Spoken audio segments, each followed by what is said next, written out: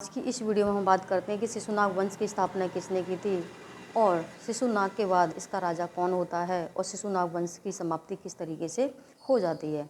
तो शिशुनाग वंश की जो स्थापना की थी शिशुनाग ने की थी। महावंश टीका के अनुसार शिशुनाग को एक लिच्छवी राजा की वैश्य पत्नी से उत्पन्न हुआ माना जाता है, लेकिन पुराणों के अनुसार यह एक क्षत्रिय था। इसने अवंती को जीत लिया था, जिससे मगध साम्राज्य की सीमा मालवा तक पहुंच गई थी। फिर इसके बाद इसने यानी अवंती की विजय के बाद इसने वत्स पे भी अपना अधिकार कर लिया था, जिससे राजधानी पाटलिपुत्र को वाणिज्य व्यापार के लिए एक नया मार्ग मिल गया था।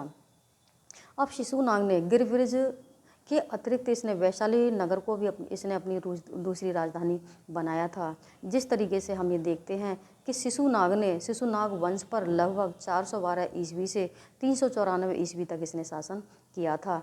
अब शिशुनाग की मृत्यु के बाद इसका पुत्र कालाशोक राजा बन जाता है और पुराणों में कालाशोक को काकवड़ कहा जाता है। कभी कभी एग्जाम में पूछ लिया जाता है कि पुराणों में कालाशोक को क्या कहा जाता है, तो आंसर आता है काकवड़ कहा जाता है। अब कालाशोक ने क्या किया कि वैशाली जो राजधानी थी वहाँ से हटा करके इसने फिर दोबारा से इसने अपनी राजधानी पाटलिपुत्र स्थानांतरित कर दी थी।